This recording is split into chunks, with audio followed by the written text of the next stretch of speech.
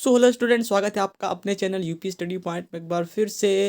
जितनी भी स्टूडेंट हैं पॉलीटेक्निक फिफ्थ सेमेस्टर के, अगर आपका सब्जेक्ट है ऑटोमोबाइल इंजीनियरिंग या फिर आप मैकेनिकल इंजीनियरिंग प्रोडक्शन या फिर ऑटोमोबाइल जैसे ब्रांच के स्टूडेंट हैं, तो आपका जो यहाँ पर आज का पेपर होने वाला है ऑटोमोबाइल इंजीनियरिंग में, दो क्वेश्चन ऐसे मैं लेके आया हूँ स्टूडेंट, जिसमें अगर आप ये दो क्वेश्चन तैयार कर लिए 100% मैं गारंटी लेता हूँ। दो नहीं, ये तीन क्वेश्चन है, लेकिन तीनों में से आपको यहाँ पर 10 नंबर यहाँ पर पाने से कोई नहीं रोक पाएगा। 100% यही क्वेश्चन आपको पूछे जाएंगे। तो अगर आप चाहते हैं कि आपके 10 नंबर पक्की हो जाएं, तो आप ये वीडियो ध्यान से देखिएगा। बाकी इस वीडियो के बाद मैं अभी लाइव स्ट्रीमिंग भी करने वाला हूं, तो आप सभी स्टूडेंट्स से मैं यहाँ पर निवेदन करता हूं, आप सभी यहाँ पर हमारे चैनल के सब्सक्राइब बटन को सिंपली यहाँ पर प्रेस करके बेल आइकन को प्रेस कर लीजिए, जिससे कि जब भी मैं यहाँ पर लाइव स्ट्रीमिंग करूँ तो आपके पास नोटिफिकेशन चला जाए। अभी आपका एग्जाम 2 बजे से होने वाला है, तो आपके पास काफ़ी समय है। लाइव स्ट्रीमिंग में मैं आपके सारे वो इंपॉर्टेंट क्वेश्चंस करा दूंगा, और साथ ही साथ उसका पीडीएफ मैं कहाँ पर दूंगा, तो वो आपको टेलीग्राम पर मिलेगा। नीचे डिस्क्रिप्शन में टेलीग्राम चैनल का लिंक दे रखा है, सिंपली जाके ज्वाइन कर लीजिएगा स्टूडेंट।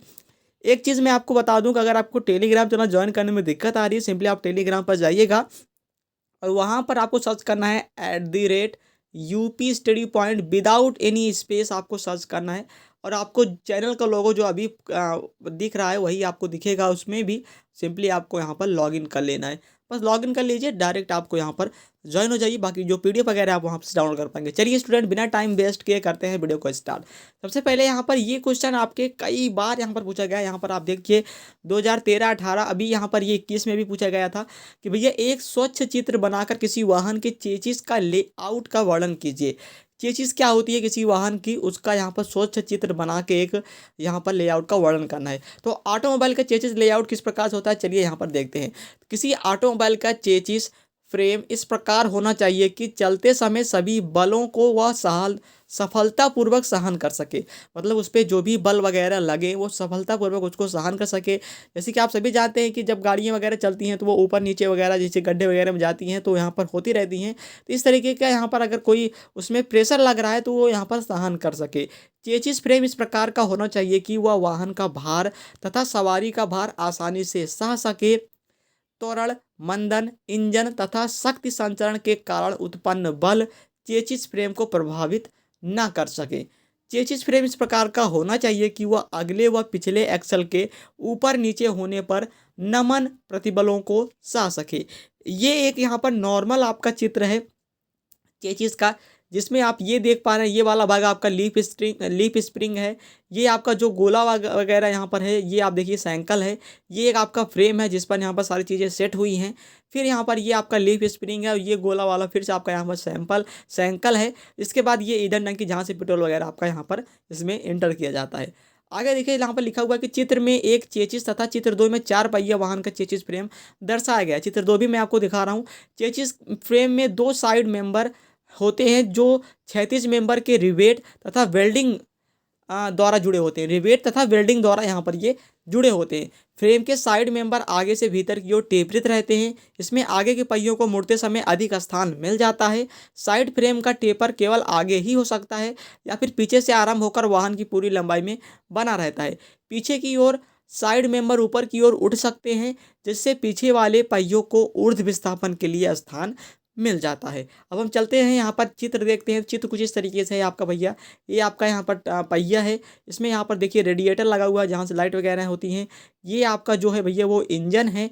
ये आपका क्लच है ये वाला, और ये गियर बॉक्स है आपका। इसके बाद प्रोपेलर शाफ्ट जहाँ से वो घूर्णन करता है, इंजन को घुमाया जाता है पीछे वाले पहियों को चलाने के लिए। इसके बाद ये आपका डिफरेंशियल है, यहाँ पर आप देख पा रहे हैं। ये आपका पिछला एक्सल है जो कि यहाँ पर पहियों को जोड़े रहता है। इस तरीके से आपका ये फ्रेम जो कि चेसिस का हो चुका है। अब यहाँ पर लिखा हुआ है मुख्य फ्रेम पर रबर के टुकड़ों के ऊपर सब फ्रेम लगा रहता है, जिस पर इंजन तथा गियर बॉक्स रखे रहते हैं। यह व्यवस्था इंजन के कंपनों से मुख्य फ्रेम को बचाती है। इसके साथ ही यह व्यवस्था मुख्य फ्रेम के मरोड़ व नमन से इंजन व गियर बॉक्स की रक्षा भी करती है। इसीलिए यह सुनिश्चित कर लिया जाता है कि इंजन से प्राप्त प्रोपेलर शाफ्ट को बगैर किसी कंपन के प्राप्त होती रहे। व्यावसायिक वाहनों द्वारा ढोए जाने वाले भार को पेलोड कहते हैं। पेलोड का परिणाम इतना अधिक हो कि उसकी तुलना में चेसिस का भार नगण्य हो जाता है। इस कारण व्यावसायिक वाहनों में चेसिस के साइड मेंबर हल्के भांति के बनाए जाते हैं। आगे से भीतर और टेपरित ना होकर एक दूसरे के समांतर होते हैं। ऐसा साइकिल रखा जाता है क्योंकि इन वाहनों का ग्राउंड क्लियरेंस अधिक होता है तथा पहियों की मुड़ते समय अधिक स्थान ये घेरते हैं। तो ये आपका चेसिस हो गया। एक चेसिस आपका 100% पूछा जाएगा कि भैया किसी एक चेसिस का लेआउट बताइए या फिर चेसिस क्या होता है, चेसिस कितने प्रकार के होते हैं। अगर आप बात किया जाए ये यहाँ पर full forward chassis, semi forward chassis, बस चेसिस और भी यहाँ पर 2-3 चेसिस हैं, तो वो आप यहाँ पर याद रखेंगे। चलिए देखते हैं next question. Most important question है भैया, बहुत बार पूछा गया है तो इस बार भी आपको हो सकता है कि पूछा जाए। यहाँ पर आप देखिए लिखा हुआ है रियल व्हील ड्राइव की व्याख्या करें। रियल व्हील ड्राइव एक होता है आपका, दूसरा होता है फ्रंट व्हील ड्राइव, चौथा होता है मतलब तीसरा होता है आपका फोर व्हील ड्राइव। सबसे ज़्यादा यहाँ पर रियल और यहाँ पर फोर व्हील ड्राइव आपसे पूछा जाता है। फ्रंट व्हील ड्राइव के बारे में भी मैं आपको बता दूंगा, बिल्कुल से आप निश्चिंत रहिए। इसमें लिखा हुआ इस प्रकार की व्यवस्था में इंजन चेसिस के पिछले हिस्से पर समाहित किया जाता है तथा पिछला धुरा ही चालक धुरे की तरह कार्य करता है। मतलब कि अगर रियल व्हील ड्राइव है तो इसका मतलब है कि पिछले पहिए पर ही जो पावर है वो यहाँ पर दी जाती है, पिछले पहिए पहिए पर ही पावर आपका यहाँ पर उत्पन्न होता है।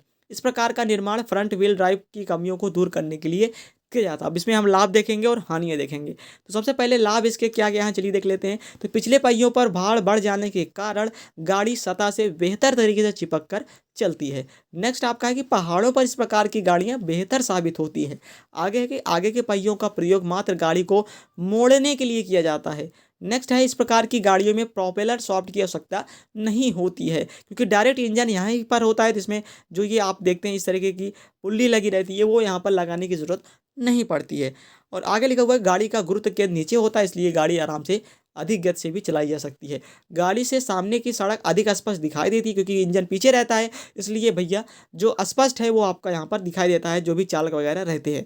इंजन से उत्सर्जित ऊष्मा, ध्वनि तथा धुआं सवारी को प्रभावित बिल्कुल से नहीं करते क्योंकि धुआं वगैरह पीछे से निकल जाते हैं, इसलिए यहाँ पर जो आगे बैठा हुआ है सवारी या फिर कोई भी यहाँ पर ड्राइवर वगैरह है उसको यहाँ पर धुआं ध्वनि वगैरह की दिक्कत नहीं होती है। गियर बॉक्स इंजन तथा डिफरेंशियल एक ही स्थान पर होने के कारण कम स्थान घेरते हैं। अब हम इसकी हानियाँ पढ़ेंगे। तो भैया हानियाँ क्या है कि गाड़ी मोड़ते समय गाड़ी अधिक मुड़ सकती है क्योंकि आगे के पहिए पर तो कोई लोड रहता नहीं है, सारे जो भी यहाँ पर इंजन वगैरह हैं वो पीछे रहते हैं, इसलिए यहाँ पर ज़्यादा मुड़ सकती है। सामान रखने के स्थान में कमी आती क्योंकि इंजन पीछे है तो सामान रखने में दिक्कत आएगी ही आएगी। पिछले पहियों पर भार अधिक होने के कारण उच्च गति पर गाड़ी अपना संतुलन खो सकती है। नेक्स्ट आपका है कि भैया इंजन, क्लच तथा गियर बॉक्स को नियंत्रित रखने के लिए लंबी यंत्रावली। अगर इंजन यहाँ पर है, मान लीजिए ये पिछला पहिया है आपका इस तरीके से और इंजन यहीं पर सेट है, अब आपका अगला पहिया ये है, ये आप देखिए, तो भैया गियर वगैरह तो आप यहीं लगाएंगे, तो इसके लिए लंबी यंत्रावली की आवश्यकता होगी कि नहीं, क्योंकि इंजन से होता है ये सारी चीज़ें, गियर बॉक्स ये आपका हो गया, इसलिए लंबी यंत्रावली की आवश्यकता होती ही है। इसके बाद पहाड़ पर चढ़ते समय गाड़ी का भार पिछले पहियों पर स्थानांतरित हो जाता है, फलस्वरूप आगे के पहियों पर भार कम हो जाता है, अतः गाड़ी को मोड़ते समय स्टीयरिंग की दक्षता भी कम हो जाती है। ये आपके यहाँ पर रियल व्हील ड्राइव के लाभ व हानियाँ हैं। नेक्स्ट आपका भैया आ जाता है जो कि है front wheel drive and four wheel drive. ये क्या होते हैं दोनों, यहाँ पर इसमें हम चलिए देख लेते हैं कि फ्रंट व्हील ड्राइव क्या होता है और यहाँ पर फोर व्हील ड्राइव जिसमें हम कहते हैं कि भैया ये 4x4 है। किसी किसी कार आपने सुना होगा कि ये 4x4 है, तो इसका मतलब क्या होता है ये हम चलिए जान लेते हैं। फ्रंट व्हील ड्राइव वाहनों को मिलने वाली शक्ति इंजन द्वारा सीधे आगे के पहिए पर होती है। भारत में बनने वाली अधिकतम गाड़ियाँ आप सभी ने देखा होगा कि जब कभी गाड़ी वगैरह खराब हो जाती है तो आप आगे के बोनट को खोल कर ही यहाँ पर बनाते हैं। तो लगभग गाड़ियाँ आपकी बात चाहे वो मारुति की हो गई या फिर टाटा की हो गई, इंजन आगे ही स्थित होता है, जिसे फ्रंट व्हील ड्राइव व्हीकल कहते हैं। फ्रंट व्हील ड्राइव के वाहन के लाभ व हानि निम्नलिखित हैं। ये आपका चित्र है, आप चित्र देख लीजिए। चित्र बनाना आपको 100% आना चाहिए। यहाँ पर आप देखिएगा तो व्हील ड्राइव यहाँ पर लिखा हुआ है, इंजन आपका ये है, क्लच आपका इसमें है, गियर बॉक्स आपका इसमें है, यूनिवर्सल जोड़ के द्वारा आपके पहियों को जोड़ा गया है जिससे कि यहाँ पर इसे घुमाया जा सके। ये आप देखिए इस तरीके से बना हुआ है। आगे इसका लाभ क्या है, तो वाहन का जो आगे तथा पीछे पहियों पर समान रूप से जो भार है वो वितरित रहता है। गीली तथा चिकनी सड़कों पर सड़क के साथ उत्तम संपर्क ये बना पाता है क्योंकि आगे के पहियों पर है, इसलिए चिकनी वगैरह सतहों पर भी ये आराम से चल पाता है। मोड़ों पर वाहन का सड़क के साथ उत्तम संपर्क बना रहता है क्योंकि आगे लोड ज़्यादा रहता है, इसलिए मोड़ वगैरह पर आराम से ये मोड़ लेते हैं। यह वाहन सड़क के साथ चिपक कर चलता है। वाहन अलग अलग वायु से अप्रभावित रहता है। इन वाहनों का गुरु केंद्र भी नीचे रहता है। रेडिएटर आगे होने के कारण उत्तम शीतलन प्राप्त होता है। शक्ति का संचारण कम लंबाई में होने से इंजन, गियर बॉक्स और डिफरेंशियल एक ही यूनिट के रूप में काम करते हैं। हानियाँ क्या है इसकी, चलिए ये देखते हैं। तो चिकनी चढ़ाई पर यह समस्या अधिक गंभीर हो जाती है। चढ़ाई वाले रास्तों पर या फिर बर्फ वाली सतहों पर चलते समय शक्ति कम प्राप्त होती है, क्योंकि यहाँ पर आगे इंजन लगा रहता है तो पीछे जो चढ़ाई रहती है वो पिछले मतलब कि पहिए पर आ जाता है उसका भार। इसके कारण यहाँ पर आप देखिए लिखा हुआ है, इसका कारण यह है कि वाहन का भार आगे के पहियों से हटकर पीछे के पहियों पर आ जाता है। इस कारण यह वाहन उस समय कम शक्ति प्राप्त कर पाता है, मतलब लगा पाता है। टर्निंग त्रिज्या सीमित होती है। इस वाहन में आगे के पहिए अपेक्षाकृत शीघ्र घिस जाते हैं, क्योंकि आगे इंजन रहता है, आगे सारी पावर्स रहती हैं, इसलिए यहाँ पर आगे के पहिया पिछले पहिए की अपेक्षा ज़्यादा घिस जाते हैं। ब्रेकिंग बल भी कम लग पाता है। तो ये आपका हो गया भैया फ्रंट व्हील ड्राइव। नेक्स्ट आपका है फोर व्हील ड्राइव। चलिए देखते हैं। जब इंजन की शक्ति गाड़ी के चारों पहियों को प्राप्त हो तो इस प्रकार के वाहन को फोर व्हील ड्राइव कहते हैं। मतलब कि ये दोनों पहिए जो हैं आपके आगे वाले और साथ ही साथ यहाँ पर दोनों पहिए जो आपके हैं पीछे वाले, इन सभी में समान रूप से जो है भैया पावर यहाँ पर जनरेट होगी। चारों पहिए आपके यहाँ पर पावर स्ट्रोक होंगे। अब यहाँ पर लिखा हुआ है कि महिंद्रा की स्कॉर्पियो एक फोर व्हील ड्राइव गाड़ी है। इसे बाल व्हील ड्राइव भी कहा जाता है। तो स्टूडेंट आगे देखते हैं। यहाँ पर आप देखिएगा तो इस तरीके से फोर व्हील ड्राइव का ये चित्र बनाया गया है। इसमें चारों पहियों पर जो बराबर स्ट्रोक होगा, front axle, differential, flywheel, clutch, gearbox, differential, propeller shaft, transfer box, propeller shaft और ये आपका यहाँ पर फ्रेम हो गया। इस तरीके से आपके चारों पहियों पर समान रूप से जो है पावर वो दी जाएगी। लाभ क्या है इसके, चलिए देखते हैं। तो गाड़ी पर संपूर्ण भार समान रूप से खींचा जा सकता है। निम्न गियर पर भी प्रभावी त्वरण प्राप्त होगा, क्योंकि कम गियर लगाएंगे तब भी यहाँ पर इसका जो पावर होगा वो बहुत ज़्यादा, क्योंकि आप सभी ने सुना होगा महिंद्रा थार सबसे ज़्यादा यहाँ पर पावरफुल गाड़ी है, क्योंकि वो उबड़ खाबड़ रास्ते पर भी अच्छे तरीके से चल सकती है, क्योंकि उसमें 4x4 मतलब कि चारों पहियों पर स्ट्रोक सही तरीके से मिलता है। ऊबड़ खाबड़ रास्तों पर भी चलने में यह गाड़ी अत्यंत उपयोगी होती है। चिकनी सतहों पर यह गाड़ी बेहतर पकड़ के साथ चलती है। पहाड़ों पर चढ़ने के लिए उपयुक्त, सबसे ज़्यादा पहाड़ों पर चढ़ने के लिए उपयुक्त गाड़ी यही आपकी यहाँ पर होती है, जो कि यहाँ पर 4x4 होती हैं। हानियाँ क्या है कि इन गाड़ियों पर भार कुछ अधिक होता है, क्योंकि भैया चारों पहियों पर यहाँ पर स्टॉक दिया जा रहा है। इसके लिए इंजन काफ़ी दमदार यहाँ पर बनाना पड़ेगा, इसके लिए भार यहाँ पर ज़्यादा हो जाएगा। ईंधन की खपत ज़्यादा होगी, क्योंकि यहाँ पर आप सभी जानते हैं कि चार पहियों को चलाना है और इंजन काफ़ी दमदार होगा तो भैया तेल तो खाएगा ही, इसलिए ईंधन यहाँ पर ज़्यादा यहाँ पर लगेगा। इन गाड़ियों की अधिकतम चाल बहुत कम होती है।